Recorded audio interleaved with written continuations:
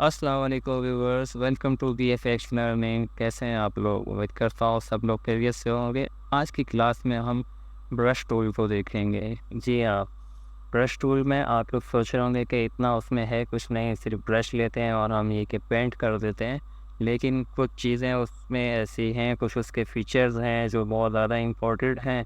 तो मैंने सोचा कि क्यों ना आप लोगों को ये पहले से बता दिए जाएँ, क्योंकि ब्रश टूल को अगर आप लोग समझ लेंगे तो कुछ और भी टूल्स हैं जो इसी से रिलेट करते हैं। मतलब कुछ उनकी चीज़ें सिमिलर होती हैं, जैसे इरेज़र हो गया या फ्लॉन्ट स्टैम्प हो गई, डॉट्स वगैरह हो गए। तो इस तरह से कुछ टूल्स हैं जो जिनके जो फीचर्स मिलते जुलते हैं।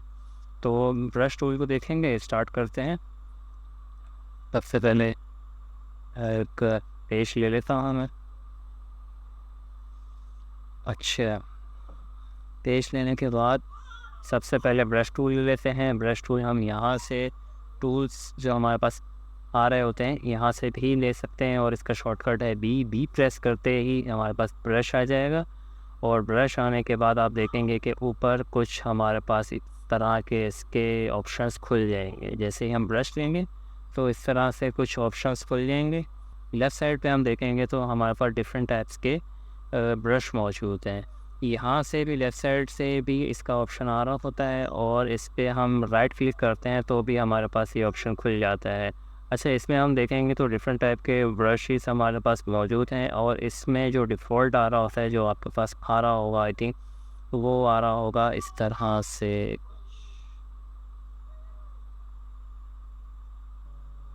Small thumbnail, sorry, small thumbnail के हो चेक लगा हुआ होता है, तो इस तरह से आप लोगों के पास शो हो रहा होगा।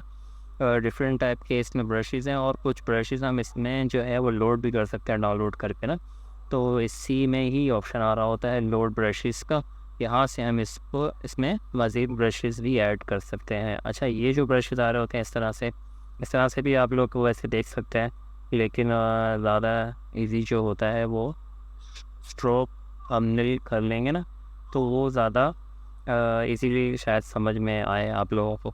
मैं तो इसी तरह से ही करता हूँ, तो आप लोग देख लीजिएगा जैसे आप लोगों को आसानी से समझ में आए। अच्छा, इसमें बहुत सारे ब्रशेज़ हैं। कुछ ब्रशेज़ ऐसे हैं जो कि हम टैबलेट वगैरह पे कुछ ख़ास तरीके से ही यूज़ करते हैं ना, वो भी आगे हम देखेंगे इंशाल्लाह जब एडवांस लेवल पे जाएंगे, तो वहाँ पे हम देख लेंगे।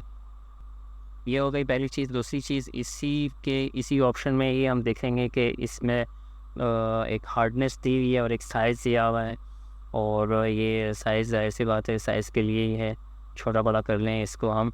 और इसकी शॉर्ट की जो होती है वो हमारे पास कीबोर्ड पे होती है स्क्वायर ब्रैकेट से इसको हम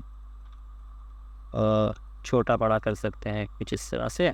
और इसकी हार्डनेस इसी में ही आ रही होती है।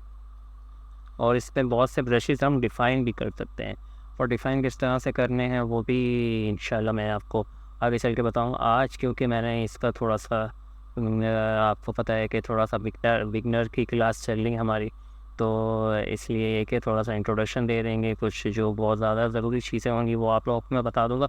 अच्छा, ये हार्डनेस आ रही है, और यहाँ से हम इसका जो शेप है वो भी थोड़ा-सा बना सकते हैं, जैसे मैं आपको बता रहा था ना कि इसको डिफ़ाइन कर सकते हैं। अब मैं इसको जैसे इस तरह से ब्रश ले लेता हूँ ना,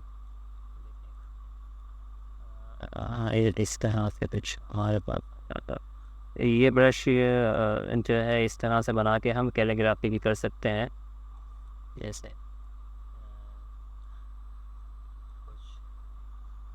थोड़ी बहुत कैलीग्राफी मुझे जितनी आती थी वो मैंने आपको दिखा दी है। अच्छा, इसमें जो ब्रशेज़ होते हैं वो मोस्टली वो होते हैं जो हमारे यहाँ फोरग्राउंड कलर जो आ रहा होता है। जैसे कि यहाँ पे ब्लैक आ रहा है, तो अब मैं कोई सा भी ब्रश लेकर जब मैं ब्रश पेंट करूँगा यहाँ पर, तो वो जो हमारा फोरग्राउंड कलर होगा वो हमारा जो है पेंट होगा। जैसे मैं अब चेंज कर देता हूँ तो इस तरह से। और इसमें और भी डिफरेंट टाइप के हैं ब्रशेस। और इसमें वहाँ कुछ इस तरह के भी ब्रशेस होते हैं जो फोरग्राउंड और बैकग्राउंड दोनों कलर्स को ये के पेंट करते हैं। इस तरह का मैं आपको एक दिखा देता हूँ, जैसे कि हाँ, ये ग्रास वाला जो है वो भी इसी तरह से इसमें फोरग्राउंड और बैकग्राउंड दोनों ही तरह के आपको ब्रश जो है वो पेंट करके दिखाएगा। अब जैसे मैं यहाँ पे एक ग्रीन कलर ले लूँ,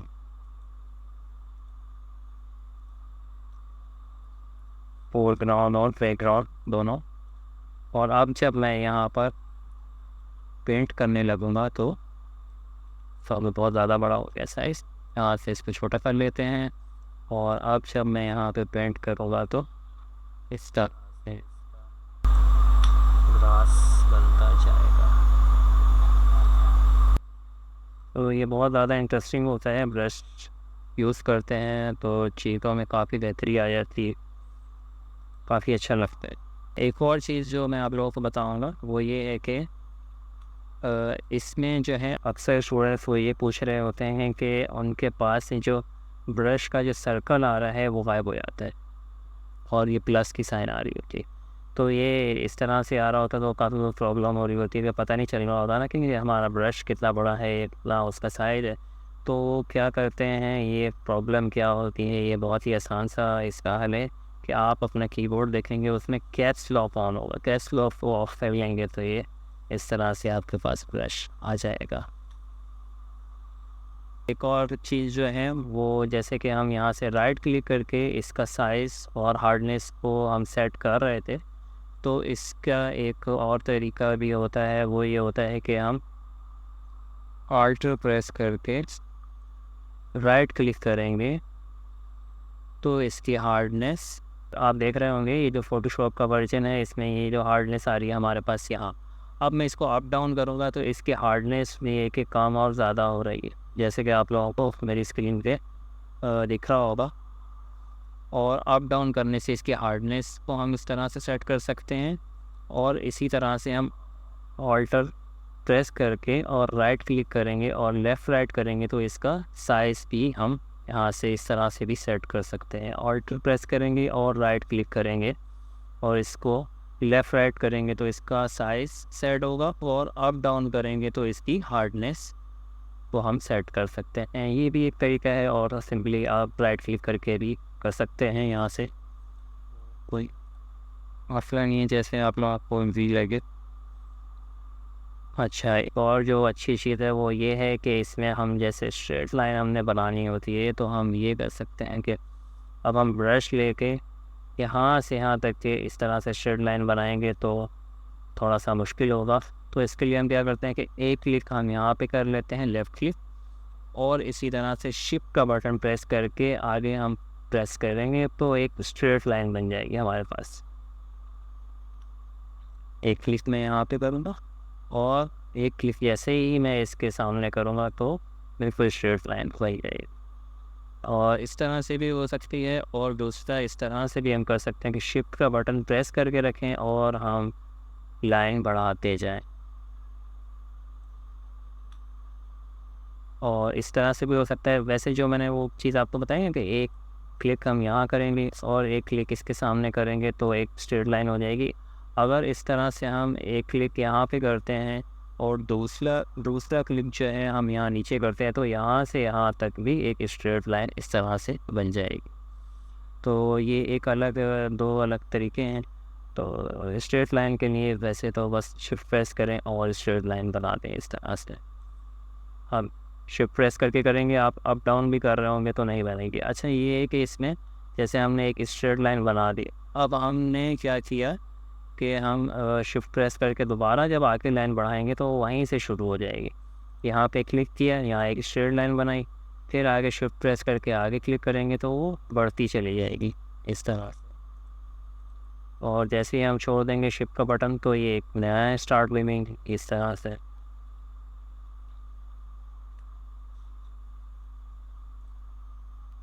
अच्छा, बहुत ज़्यादा अंडू करने की ज़रूरत नहीं है, हम यहाँ पे चले आते हैं थ्री में और इसको देख।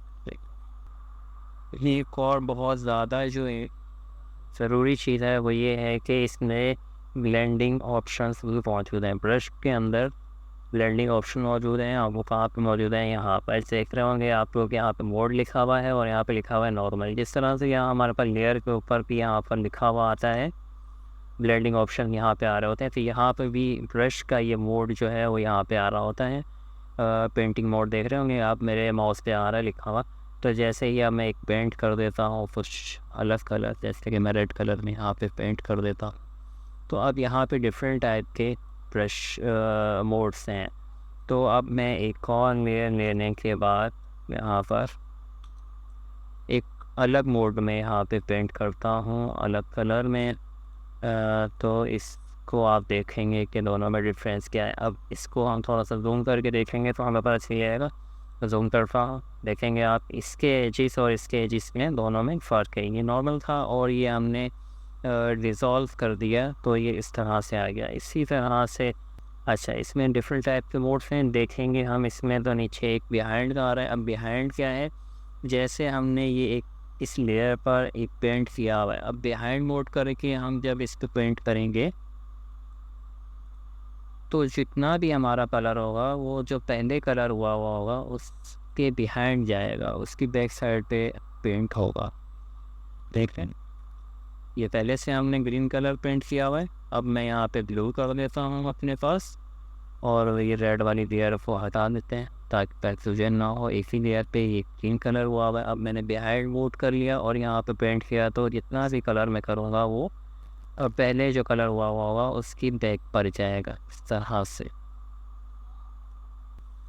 अच्छा, इसके अलावा इसमें ओपेसिटी का भी ऑप्शन मौजूद है। जैसे ही आप ऊपर देखेंगे इसमें ओपेसिटी आ रही है 100% हुई है, तो यहाँ से इसकी ओपेसिटी हम कम और ज़्यादा भी कर सकते हैं। जैसे एक कलर में यहाँ पर नेविया है मैंने, अब दूसरी लेयर में जाएंगे हम और यहाँ पर मैं एक नॉर्मल कर देता हूँ और इसकी ओपेसिटी थोड़ी सी कम करके अब मैं जब ब्रश करूँगा तो ये एक ट्रांसपेरेंट सा आ रहा होगा। इस तरह से ट्रांसपेरेंट हो रहा होगा कलर। ये ओपेसिटी का हो गया, जितना कम ज़्यादा करना है जो कलर आप पेंट कर रहे होंगे तो इस तरह से ट्रांसपेरेंट होकर आ रहा होगा। अगर इस पर हमने यहाँ से यहाँ तक के ब्रश कर दिया, पेंट कर दिया, और दोबारा जब हम इस कलर को बढ़ाना चाह रहे हैं, इसकी ओपेसिटी बढ़ाना चाह रहे हैं, तो हमें क्या करना होगा, इसी के ऊपर दोबारा से पेंट करेंगे तो ये मज़ीद इसमें कलर ऐड हो जाएगा। तो एक दफ़ा और कर लेंगे तो और ये इस तरह से जैसे नॉर्मली किसी भी वॉल वगैरह पे कलर हम कर रहे होते हैं तो फर्स्ट टाइम जब हम करते हैं तो बहुत कम उस पर कलर होता है, उसके बाद दोबारा हम उसके ऊपर पेंट करते हैं तो और ज़्यादा हो जाता है उस पर कलर, और इसी तरह से और आगे कलर करते जाते हैं तो एक टाइम आता है कि बिल्कुल भी वो वॉल जो है हमारी बिल्कुल क्लियर हो जाती है और बिल्कुल पेंट हो जाते हैं जिस तरह से। यहाँ पे अब पीछे जो भी कलर होगा वो हमें नहीं दिखेगा। तो ये होती है ओपेसिटी। अच्छा, ओपेसिटी और इसके ओपेसिटी और हाँ फ्लो में थोड़ा सा डिफरेंस होता है। अब ये यहाँ पर हम ओपेसिटी जो है इसकी कर देते हैं 100% और फ्लो को हम थोड़ा सा कम कर देते हैं। अब हम देखते हैं कि क्या होगा। जैसे जो हमने कलर लिया है ब्लू कलर, अब मैं यहाँ पे कलर करूँगा तो इस तरह से कलर आ रहा। अब मैं यहाँ पे कलर करूँगा तो इस तरह से कलर आएगा। अच्छा, इस तरह से कलर क्यों आ रहे हैं, इस फ्लो का मतलब ये है कि कलर जो हमारे ब्रश में आ रहा होगा वो उसकी मिक़दार जो है वो कम हो जाएगी। इस तरह से कलर की मिक़दार जो है वो कम हो जाएगी फ्लो में। और ओपेसिटी में ये होता है कि मिक़दार उतनी ही रहती है लेकिन वो ट्रांसपेरेंट हो जाता है। तो अब जैसे फ्लो जैसे ये हमारे पास एक कलर हुआ है तो हम इसमें फ्लो कम करके जब कलर करेंगे तो ये इस तरह से आएगा, ना कि ट्रांसपेरेंट होके आएगा, ट्रांसपेरेंट नहीं होके आएगा। जबकि हम इसकी ओपेसिटी कम करेंगे और फ्लो को हम फुल कर देंगे तो जब अब हम यहाँ पर अब हम जब कलर करेंगे तो अब इस तरह से ट्रांसपेरेंट होते आ रहा होगा। तो ये थोड़ा सा फ़र्क है ओपेसिटी और इसमें फ्लो में। तो बाद वक़्त लगता है कि ये सेम है, तो लेकिन ये सेम है नहीं, थोड़ा सा दोनों में डिफरेंस तो है। यहाँ पर मैं एक अपने सर्कल शेप में सिलेक्शन ले लेता हूँ। सिलेक्शन आप लोगों को पता है एक्टिव एरिया जो होता है वो सिलेक्शन होती है। अब यहाँ पर हम ब्रश ले लेते हैं और ब्रश से हम ये करते हैं कि इसकी ओपेसिटी बढ़ा देते हैं और फ्लो इसका जो है वो खासा कम कर देते हैं। तो अब हम जब इसमें पेंट करेंगे, सॉरी इसकी हार्डनेस को हम 0 कर देते हैं। अब हम जब इसमें पेंट करेंगे तो हम देखेंगे कि इसमें कलर की मिक़दार जो है वो काफ़ी कम है। अच्छा, इसमें ये होता है कि मैं क्लिक करके रखूँगा और ब्रश फेरता जाऊँगा तो कलर जो है वो इसमें मज़ीद आता जाएगा, लेकिन ओपेसिटी जब हम कम कर देते हैं तो उसमें ये होता है कि एक दफ़ा हमने ब्रश को फेर दिया, अब दोबारा जब हम ब्रश वहाँ पर इस्तेमाल करेंगे तो उसमें ये होगा कि हमें क्लिक को छोड़ना पड़ेगा। इसमें हम ये करते हैं कि हमें क्लिक को नहीं छोड़ना होता और ऐसे ही हम इसको फ़्लो में करते जाते हैं। और उम्मीद करता हूँ आप लोगों को यहाँ तक के अच्छे से समझ में आ रहा होगा। अगर फिर भी कहीं पर कोई कन्फ्यूजन हो तो आप लोग मुझे मैसेज कर सकते हैं, पूछ सकते हैं ईज़िली। इंशाल्लाह मैं आप लोगों को और आसान करके समझाने की कोशिश करूँ। अच्छा, दूसरी चीज़ मैं आप लोगों को जो बता रहा था कि जैसे कि इससे मिलती-जुलती कुछ और टूल्स हैं, जैसे कि स्टैम्प क्लाउन है, तो इसमें भी सेम इसी तरह के ही तकरीबन ऑप्शन आ रहे होते हैं। ओपेसिटी आ रही होती है, फ्लो आ रहा होता है और इसका मोड आ रहा होता है ब्लेंडिंग मोड। और यहाँ पर जैसे ब्रशेस उसमें आ रहे होते हैं ब्रश टूल में, वैसे ही सेम आ रहे होते हैं और राइट क्लिक करके भी उसी तरह से हमारे पास सारी सेटिंग खुल जाती है। तो ये स्टैम्प की जो टूल है ये भी तकरीबन इसी तरह से ही है इसकी प्रॉपर्टीज़। और इसके बाद जैसे कि हम आगे बढ़ें और इरेज़र को देखें तो इरेज़र में भी तकरीबन यही चीज़ें हैं। हमने जैसे इरेज़र ले लिया और हम देखेंगे इसकी प्रॉपर्टीज़ में तो तकरीबन सेम चीज़ें ही चल रही होती हैं, ओपेसिटी, फ्लो और इसका मोड वगैरह। और इसी तरह से जैसे उसमें ब्रश में आ रहा होता है वैसे ही यहाँ पर इसमें भी सारी सेटिंग आ रही होती है। राइट क्लिक करके भी कर सकते हैं और इसका साइज़ है, हार्डनेस है, वो भी सब चीज़ें हैं। अच्छा, इसमें भी इरेज़र बाद औक़ात हमें वो बहुत सी चीज़ें इरेज़ करनी पड़ती हैं, तो इरेज़र भी यूज़ कर सकते हैं, लेकिन मैं नहीं करता हूँ ज़्यादातर। काफ़ी टाइम हो गया है इरेज़र यूज़ किए हुए। सो कि इरेज़र से बेटर एक और ऑप्शन हमारे पास होता है, वो होता है मास्किंग का। तो वो इंशाल्लाह आगे हम वो भी देखेंगे इसी सीरीज़ में ही कंप्लीट कोर्स में। तो अभी के लिए यही है कि इरेज़र जो है वो रिमूव करने के लिए यूज़ होता है और सेम ब्रश की तरह ही इसकी प्रॉपर्टी है, ओपेसिटी, फ्लो वगैरह इसमें है, तो इसको हम वैसे ही यूज़ कर सकते हैं। उम्मीद करता हूँ आप लोगों को समझ में आएगी और वीडियो पसंद आई हो तो वीडियो को लाइक कीजिए, शेयर कीजिए और सब्सक्राइब नहीं किया तो अभी तक के सब्सक्राइब कीजिए। अल्लाह हाफ़िज़।